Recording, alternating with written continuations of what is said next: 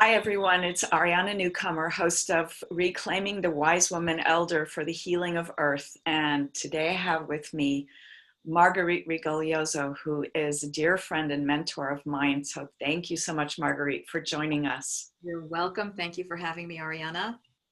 And I'm going to read you her bio. Marguerite Rigoglioso, Ph.D., is the founding director of Seven Sisters Mystery School and a scholar practitioner of the ancient Mediterranean mystery traditions.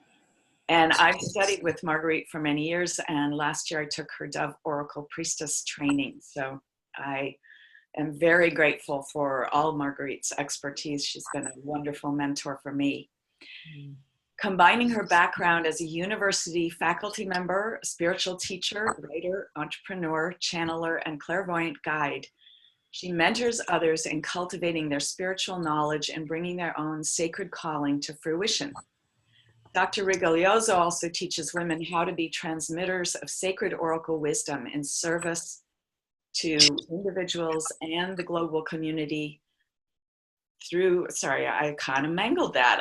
I'm going to read it again. Okay. Dr. Rigoglioso also teaches women how to be transmitters of sacred oracle wisdom in service to individuals and the global community through her Priestess of the Dove Oracle training, which I loved. It's a fabulous training.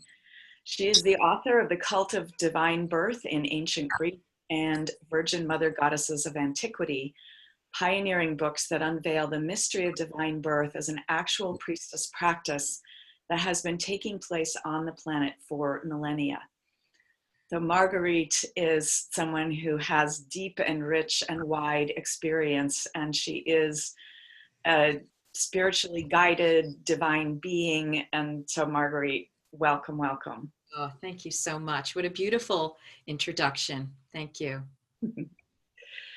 So let's talk a little bit first about just your story, how you got into this work and what led you to bringing back the tradition of the oracle. Yeah.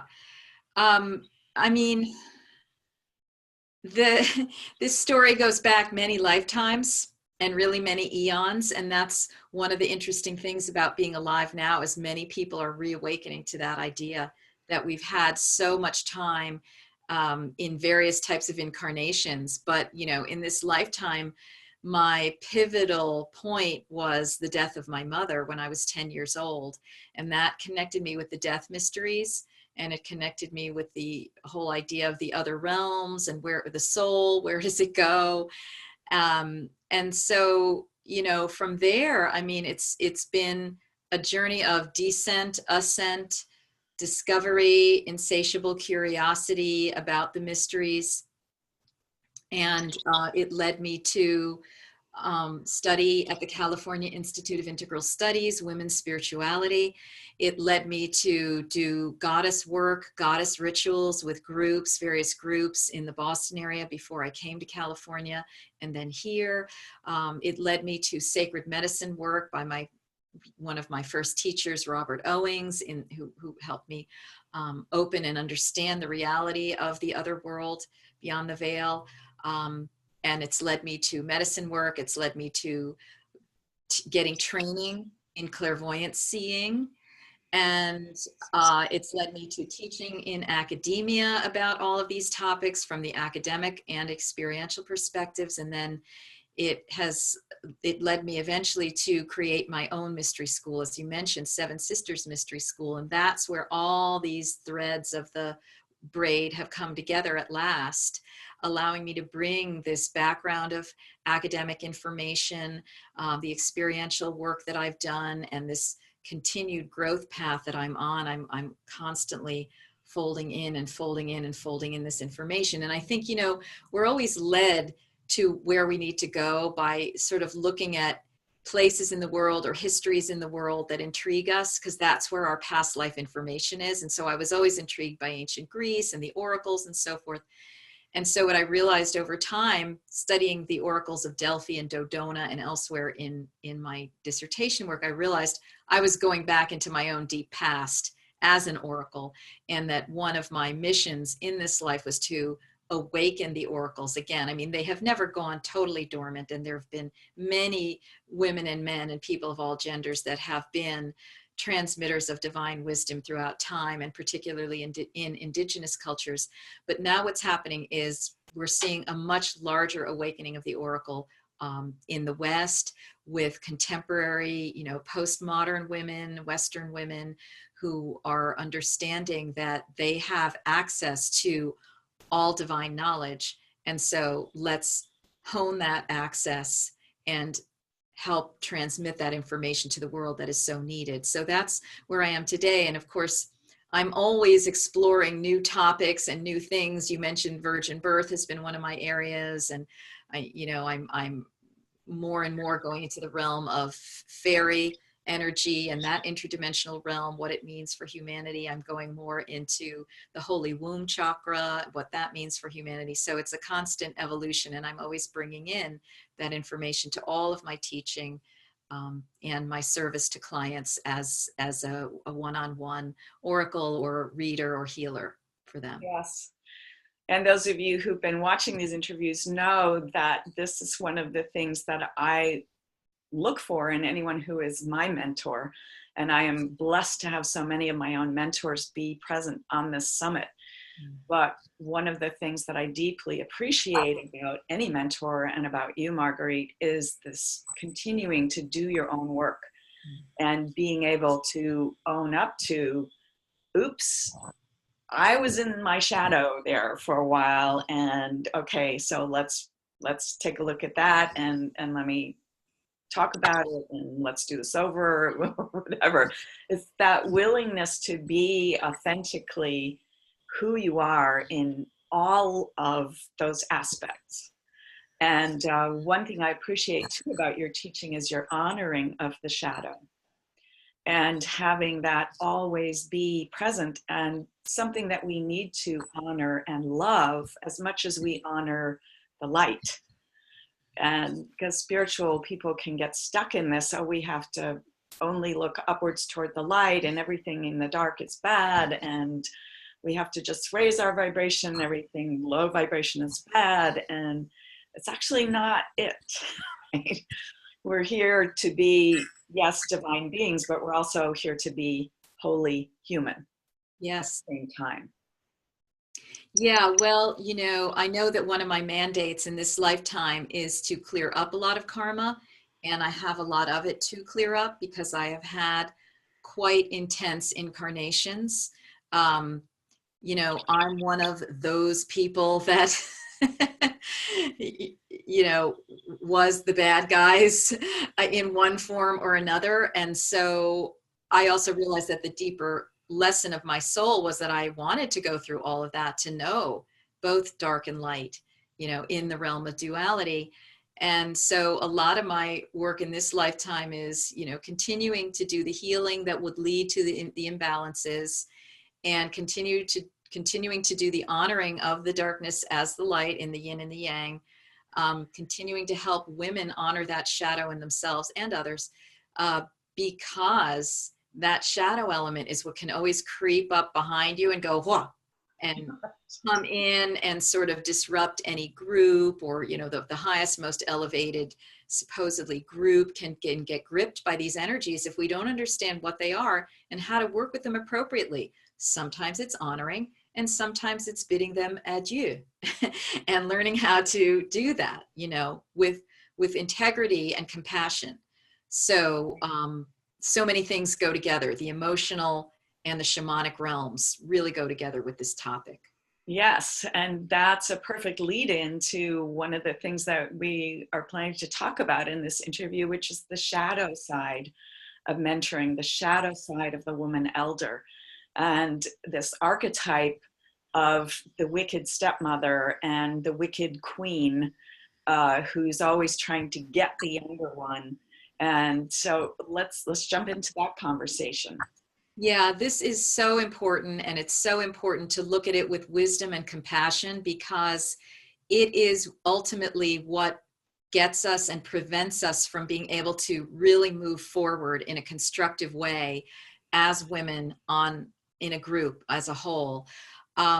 there are a number of things that go on with women regarding the shadow. Of course, we all, so many of us have past lives as victims and perpetrators. And so one of the perpetrator roles can be that evil queen, or that person who, in whatever gender, abused their power. Many of us have memories of that. I certainly do. And that's why I'm like, try to be extra vigilant in this lifetime, or to curb that. Because the way these energies hook you is through your wounds, right? And because we have intergenerational trauma going back thousands of years because of the history of what's gone on the planet with these negative interdimensional beings, that helps set up patriarchy. And patriarchy is a self-perpetuating trauma system, okay? And so it keeps it going and going and going. And it wounds people in their mind, body, spirit, energetic system, their emotional body, and so forth. And when we have those wounds, we get very susceptible to outside influences of various types. Spirit meddlers, as Carl Mollison says, but there are different types of them. So, and then I'm just going to pull in Riane Eisler's language here of the dominator culture. Yes. And versus the partnership culture. So we're talking about this dominator culture, and the dominator culture is maintained through fear and violence. And that has largely fallen in this particular reality that we've been in to the masculine element, but it's not just something that is relegated to the masculine. Women can get into that just as much.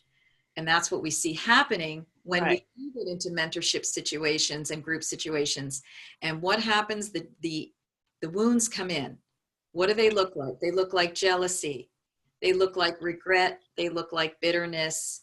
All the things that can happen to the elder if she has not really been able to heal fully and come into her own full power, or if she's afraid of ceding power and sort of stepping aside a little bit and going into the queen mother role and letting another woman be the queen. So elders are in the transition between being queens. So we'll spend a certain time being queens. Now we're in our power, we're being heard in the world. And then there's a point at which you really have to not be in that active role anymore. And you become the queen mother, and you're sort of here sitting, observing, holding space, being a counselor too, but letting the other women do their thing. And even as a queen, you're doing a lot of mentoring of women. So what can come in? Well, this is where the partnership aspect needs to come in, that we release the dominator pattern. Yeah, we release the dominator paradigm, and we become partners with those whom we are mentoring. So rather than dictating and holding power over and dominating, this is a case of, I'm going to empower you and remain empowered myself. Because allowing others to share power, as it were, doesn't mean that we become diminished. Exactly, and allowing others to shine. Mm-hmm. Now that's where I see a lot of the mentors in the previous generation, to me, not being so great. They are still holding on so tightly to the reins because it's taken them so long to get there, and they don't fully feel secure, releasing those reins, or what will happen if I get a little bit to the side here. So people, hang on, and they don't know how to fully open the space to other women. And one of the things that I was shown in medicine ceremony was the sign of a superb teacher is she knows when the student has superseded her. Mm-hmm. And that is a very poignant and challenging moment in the life of a teacher. And that is where the grace of the teacher, you must then bow to the student. Prior to that, the student has been bowing to you.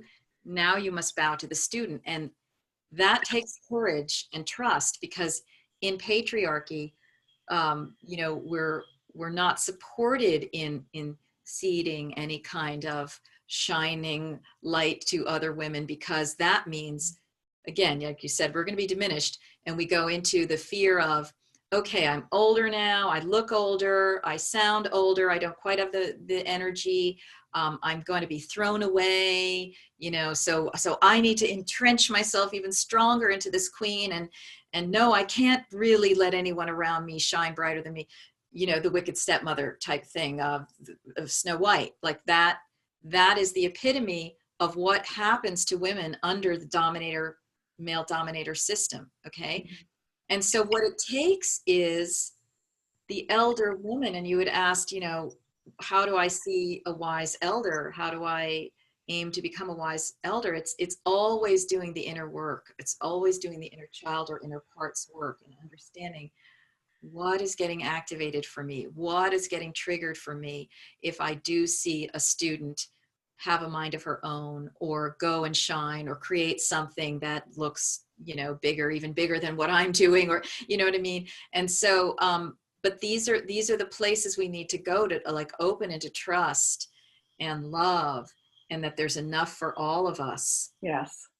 Right. And it takes a lot of courageous work, because nobody wants to admit that they're jealous. That it's very, very taboo to admit that you're jealous. And yet patriarchy foments jealousy among women constantly. Yes, and that's one of the stories, the cultural stories that I created this summit to shift.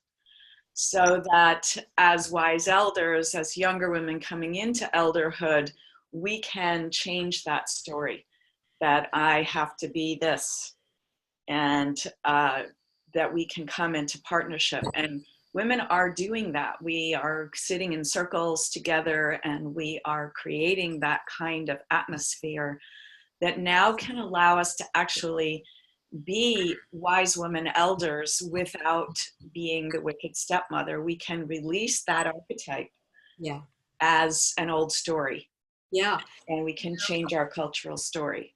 What I'm getting right now, Ariana, is there's an opportunity to do a ritual to heal the wicked stepmother of Snow White, or the wicked queen, um, and really help her to come into her higher self, and release her pain, because that carries so much pain, you know, when, if you're an elder and you're starting to feel like, oh, you're looking in the mirror, gosh, am I looking a little old, am I not at the top of my game, and I haven't had this in life and that in life, bitterness can set in. And one of the most horrendous thing that can happen to an elder is bitterness. And you know, I can see myself kind of going in and out of it, and I have to do a lot of personal work to not go there. Yeah. And another thing that can happen is not only trying to control the space and maintain control of the space, but you can actually slip in your ethics and get manipulative toward the younger women.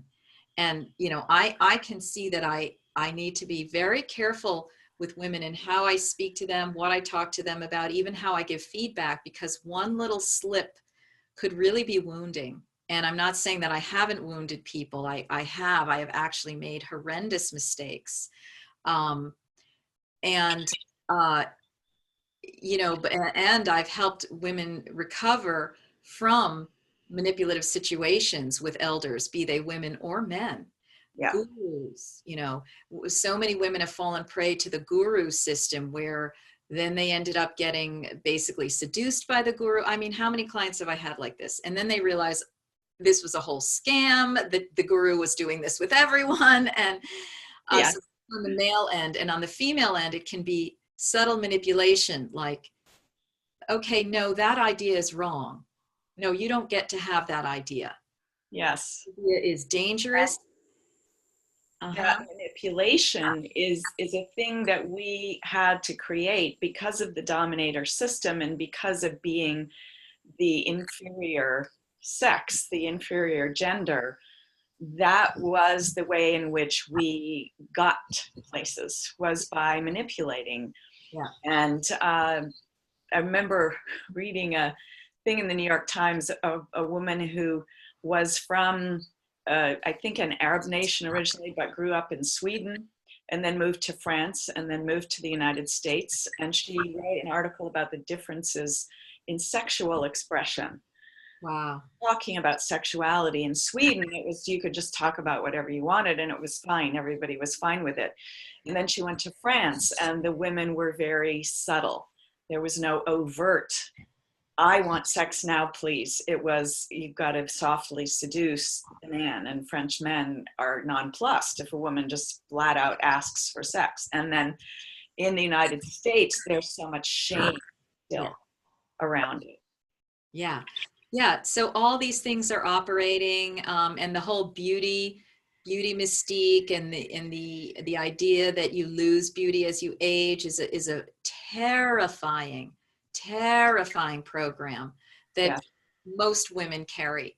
And it sort of runs the show in the back of your mind. And that's also what's happening as an elder, because you're seeing these young, beautiful women coming up, these goddess priestesses, you know, and to be confident enough in yourself and abundant enough in yourself to embrace and encourage and allow and just help them to become even more radiant. That takes a lot of maturity and a lot of inner work in a dominator system. Yeah, and to embrace our wrinkles. Absolutely. As the expression of our life. Yeah, and the whitening of the hair, you know. I was shown in ceremony that actually it behooves you to leave your hair white as it gets whiter, because a spirit connects through white, which is why a lot of sects, people wear white, because you can be more readily seen by spirit.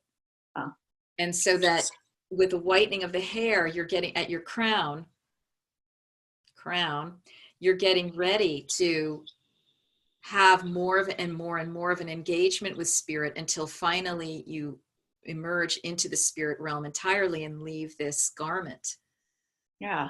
Now that reminds me, you just took this course on the holy womb chakra, and you were talking about this, that it's not the crone, it's the crown. Let's talk about that. So Cindy Lindsay, who was the teacher of that, these teachings she received through a teacher named Sri Kaleshwar, who's no longer in the body, but he had, you know, a lineage from India. And these teachings came from the holy palm leaf writings. They were found on palm leaves, collected throughout India, pretty much supernaturally transmitted by the 7 rishis, the Septa rishis. So this is astral knowledge from interdimensional helper beings to the planet about holy womb chakra knowledge. And the basis of it is that the entire creation is of divine mother, or mother divine, as this lineage calls it. It contains the all. It is the circle in which the yin yang are. Okay, so masculine and feminine are like emanations of it, but it itself is sort of a feminine valence, and it is a womb, which is something I received, you know, decades ago, but now I'm seeing it in these ancient teachings.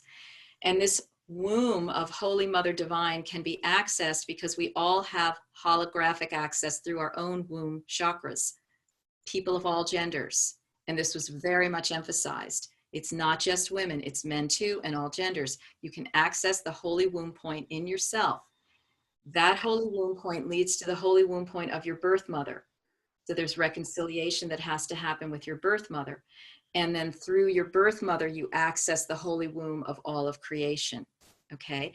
And one of the most amazing things was on the last day of these teachings, Cindy Lindsay was talking about,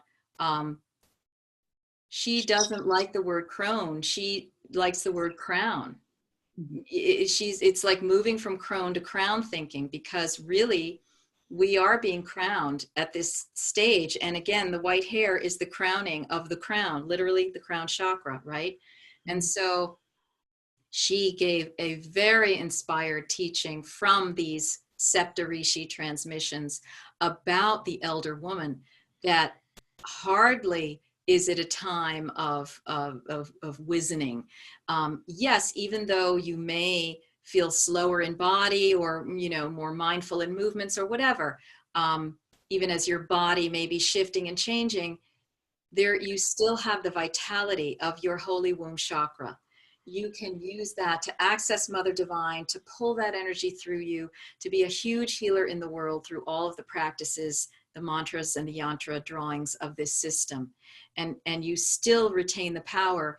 Plus, you have all the years of your wisdom. So rather than being a time to fear, it's actually a time to look forward to.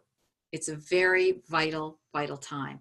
And so that was not just, oh, somebody trying to make us feel better. This is an intrinsic teaching in a very deep transmission that has come through a lineage in India that originated with these supreme astral beings, the Septarishis, you know, guardians and guides of humanity. And so I just love that. We were all just totally exhilarated at the end of that. So it gives women something always to look forward to. In Yeah. men, you look forward to menstruation and sexuality. You know, in the middle years, you're looking forward to, you know, relationships and motherhood if you become a mother, or creativity. And then in the elder years, you look forward to that wisdom place and that bringing it all together, and that place where you become a master.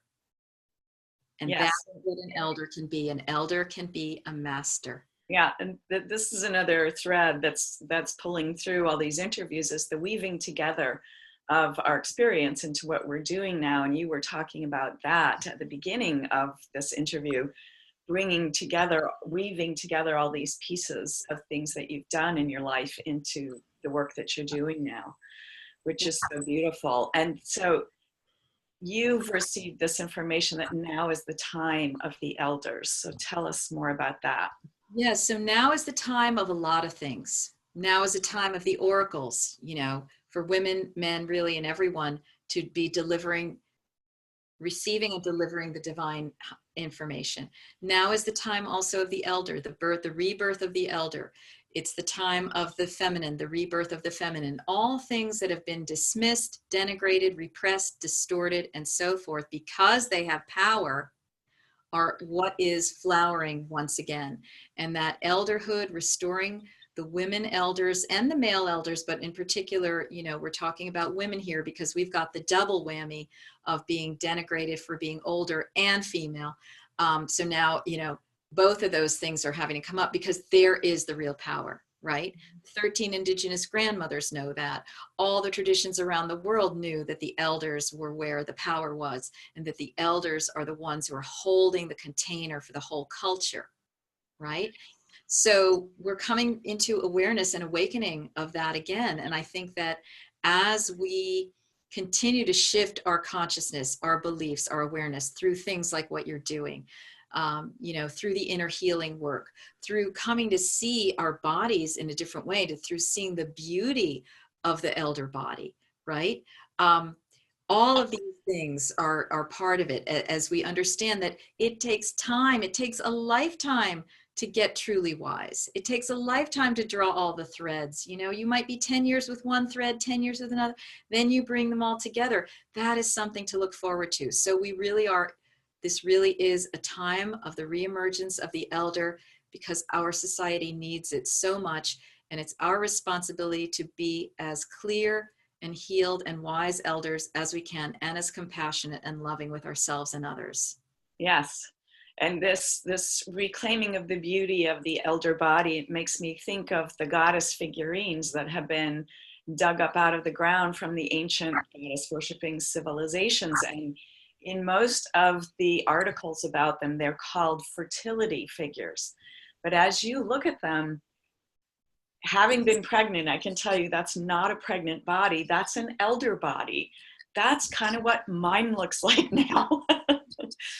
And so it's these were worshiping of the elder woman as the goddess. Yes.